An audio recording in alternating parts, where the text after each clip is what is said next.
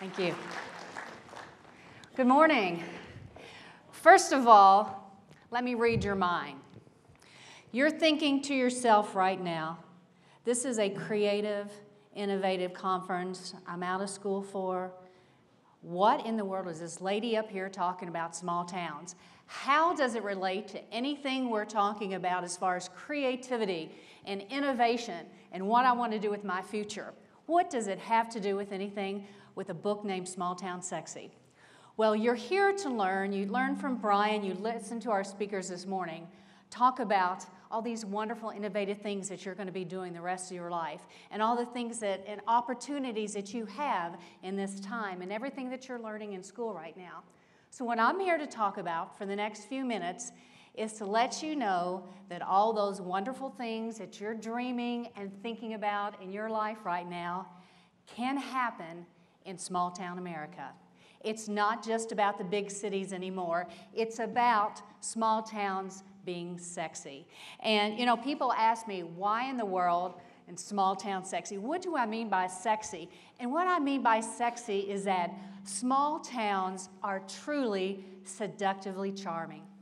They are towns that endear your heart. So let me do just a quick poll, as we've kind of been polling people so far this morning. In this room, how many people here were born and raised in a community of less than 20,000 people? How many were raised in a community less than 10,000 people? How many people in here, from the Western students I get and some of the adults, at graduation said they couldn't wait to get out of that small town? How many of those people ended up going back home to that small town? That's what I thought. And that is what's sexy. You know, when I went to graduation, I was the person in school that threw my hat up in my high school graduation, and I was out the door in college in my big city before that hat hit the ground.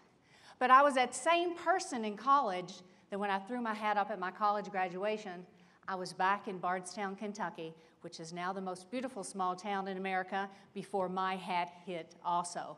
I'm just a small town girl. My sorority sisters and my friends of mine kind of felt sorry for me. Oh, you're going back home. Oh, you couldn't make it in the big city. It wasn't that. I wanted to go home. I wanted to go somewhere that was so wonderful, and I had so many wonderful nostalgic opportunities there. I wanted to go back and make my life in small town America. It's not your Mayberry anymore. It actually not. We do not carry one bullet in our pockets. We have true police force. We have bigger things. We have wonderful, thriving communities that are some of the most incredible places that you will ever go to. You can live large in a small town. That's my mantra. That's what I do. My full-time job in Bardstown is the economic development person. I recruit tourism. I recruit businesses to town. I convince people that you can live large in a small town and you can have a great life there. The low cost of living, that's so important to so many of us compared to, you know, what you have in the big cities. The wide open spaces. You know, we don't need dog parks. We don't need some of these other things they have in the big cities because we all have front yards and we all have backyards. And you have opportunities to get around. You can ride your bike to work. You can walk to work. Chances are you're close enough in your small towns that you are able to have that kind of an experience living in small towns. But my favorite thing, and this is where it comes home to you all today, is you have an opportunity to make incredible things happen in a small town. How many times do you think you would ever have an opportunity to be a mayor of a community? How many times could you serve on the PTO of your child's school? How many times can you be a business owner downtown to actually own your own business, renovate a beautiful old building, make incredible things happen in a community? How many times can you be on the planning and zoning, serve on things, make laws, pass laws, make great things happen, and you can look out your front door and actually see that you had a part to play in that in your community. And that's what's pretty sexy. You go back here. What's that illustration?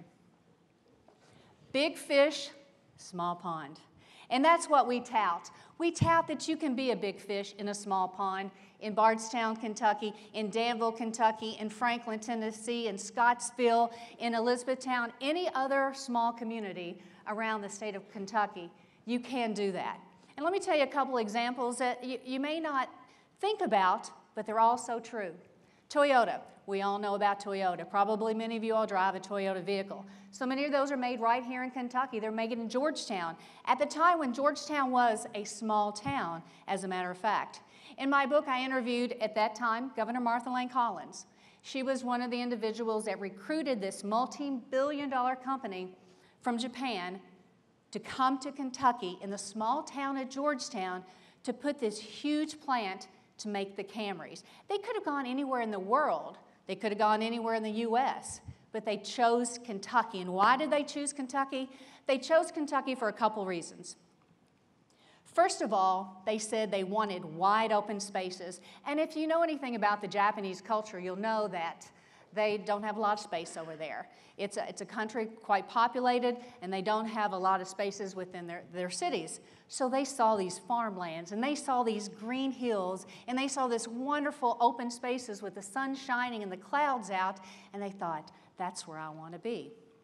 The other thing is, it was the work ethic of our farmers. They said to the governor and to her economic development group, we've heard about the people and the work ethic in the state of Kentucky.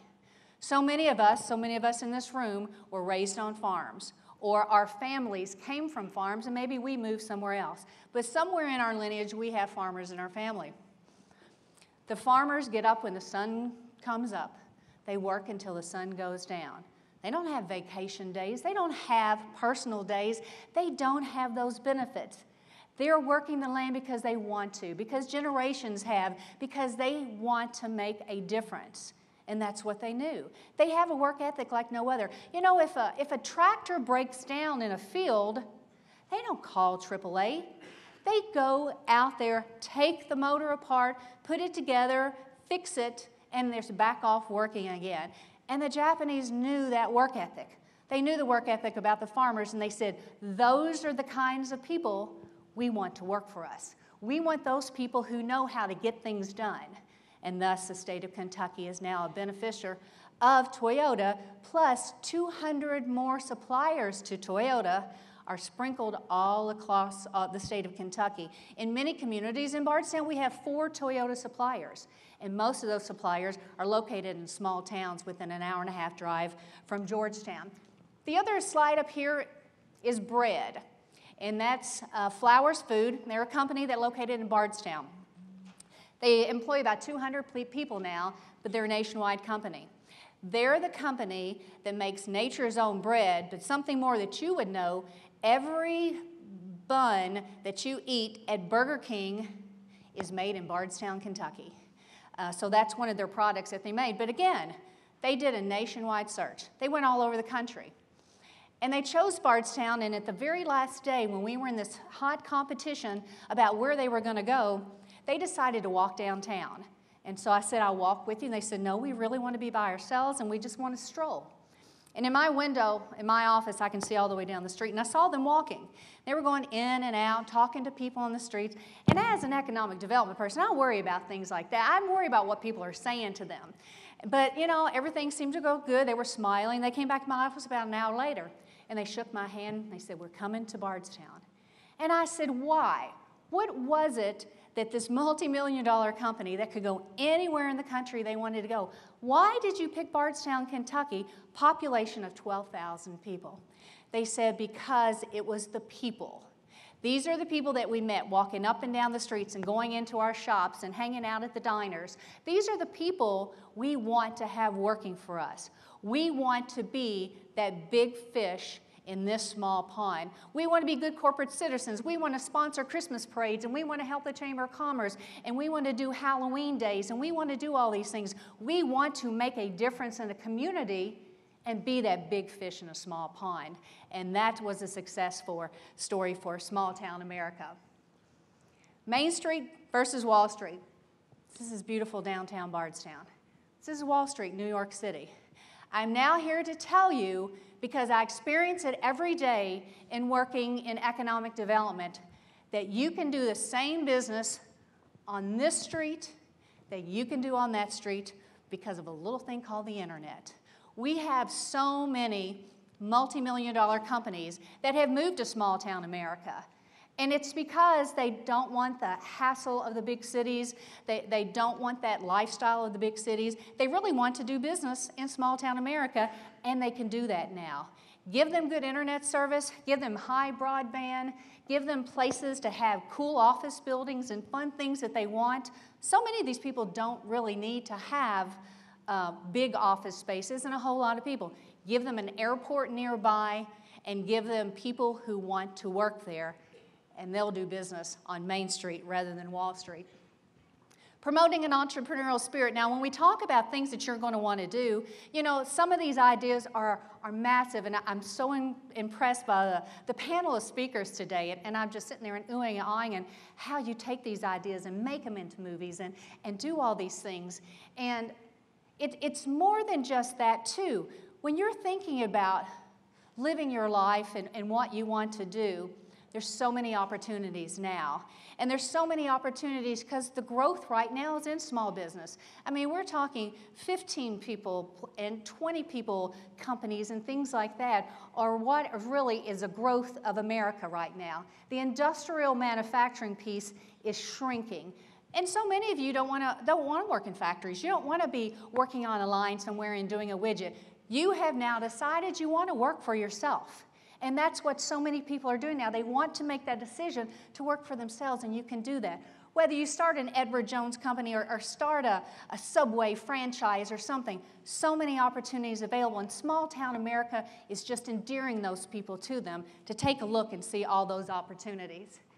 Now, can small towns be sexy to the next generation? Can they be sexy to your age?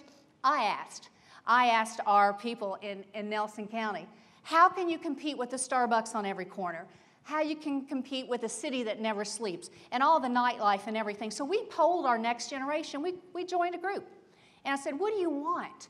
Do you want us to have parties? Do you want us to have bourbon taste? We're the bourbon capital of the world. We flow bourbon there like rivers. Do you want to do something like that? You know what they told us? They said, no, we really don't want to do that. What we want to do is have an opportunity to be engaged. We want to be part of the community. We want to be a part of that next leadership. We want to be city councilmen, and we want to get on boards and get on committees and start making things happen. We want to put softball tournaments together. We want to start dog parks. We want to start hiking and biking trails, and these are things that we want to do. This is what we want to do. And you know what? That's what they're doing. That's what they're doing in our community. They're starting things that we don't have that they need and require to compete with the big cities. And they're doing it quite successfully. Show and tell. I always put this slide in here because this is a town in Texas that I spoke to after the book came out. They invited me to come by, and they had one of the greatest ideas. One of the banks sponsored a big bus, a big trolley. And when you guys come home for Thanksgiving, for Christmas, a spring break, if you're coming home for your 5th anniversary graduating or your class reunions or whether, they have these trolleys. They host a reception. They put all these kids on the trolley. And they say, let's go see your community now. Let's look at the new subdivisions. Let's look at the new Cracker Barrel. Let's look at the new shopping centers that have come up, the new schools, everything new. Let's show you it's not your little town anymore. We have grown and we have inspired, and we are this great, wonderful small town. And it's enticing these groups of kids to think small town, think hometown, think that maybe they can be happy in their small towns once again. And you know what? I'll be the first to tell you that there's not everything in a small town for you. 30% of my workforce still goes out to Hardin County, Louisville to work. Still do. That's a lot of people to go out. We understand it. However, we've got about 15 UPS pilots who fly out of Louisville that actually chose Bardstown.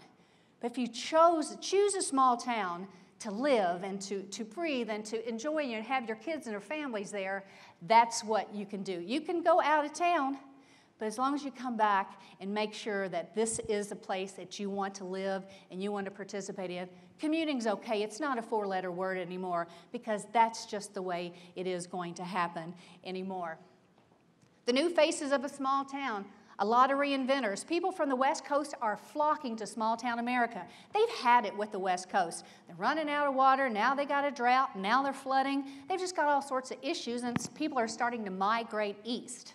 And they're finding small towns. They want to start all over again. They want to chuck that big city life, have their own farm. They want to start their own business, own their own little piece of a community, and do life that way. The retirees, people are retiring and they're saying, I'm going to downsize. I'm going to move to a small town. I'm near an airport. I can see the family. I can still be close to a college, take a little classes, be a volunteer with the chamber, still live my life. I don't want to stop. I don't want to just stop as retiring. I want to slow down. And what a better place to slow down in small town America. And my favorites are the boomerangers. And these are the ones that have gone away. They've either gone to college, they've had their opportunity to have their city life, their education, maybe they've gotten married, they've had a child, and then what do? They boomerang back to small town. That's where family is. Built-in babysitters are there. The teachers that taught them, their soccer coaches are there. You know, the people that they knew. Nostalgia is a truly important thing in your heart. If you remember you had a good life in that town, you want your child to have that same life in that town. And so boomerangers are coming back to small town America quite fast. I love this. Home is a place you grow up wanting to leave and grow old wanting to get back to. I believe that more than anything else. And to end, I want to just read a little bit of the book, Small Town Sexy, for you to understand the passion of people who live in small towns and how it's so important for us to let people share that knowledge that, hey, you can live large in a small town. I find myself back to that one essential question, and that is, what is small town sexy? And now it has become quite clear. Small town sexy is a feeling. It's that feeling that comes over you when you close your eyes and you think about your life there. It's that nurturing calm that for an instant, it takes you back to a good place, a place where the air is clean, the sky is blue, and was never measured by size, but by the quality of life you led. Second, small town sexy is people. Though we're scattered from coast to coast, there is a connection. It's a kindred spirit, if you will, that makes us all part of this wonderful small town society. So who are the people that make small town sexy? We are mothers, fathers, teachers, students, doctors, volunteers, and entrepreneurs. We are rich snobs, and we are rednecks. We have GEDs, we have MBAs, we are retired, and some of us are on unemployment. We live downtown, on farms, in mobile homes. Sometimes we live at the end of dirt roads. We drive cars, trucks, hybrids, and four-wheelers, and we have been known to drive a tractor to our senior prom. True story. We have old money, new money. Some of us have no money at all. We're all the people of small town sexy. Small towns are some of the most inviting places you'll ever go. They're places where people still ride bikes, not because it's the green thing to do, but because it allows you to see things that can't be seen from the windows of our cars. Small towns are where the smell of freshly mowed grass lingers for what seems like blocks, and where people know your name in the local hardware store, and all you have to do to pay is say charge it. In small towns, you'll find old signs still painted on the sides of barns, stores that close at 5 o'clock, and there is a church on every corner. A small town is like a favorite song playing on the radio. You just can't get it off your mind, no matter how hard you try. We're not ritzy, we're not glitzy, we're simple and genuine, just like the people who live there. Small in size, enormous in spirit, always alive and full of personality. But let's face it, chances are many of you will never move to a small town or back to a small town. That's absolutely no problem. We understand and we love you despite it. But if you don't plan to live in small town America, let me encourage you to do the next best thing. Step away from the computer, turn off your TV and smartphone.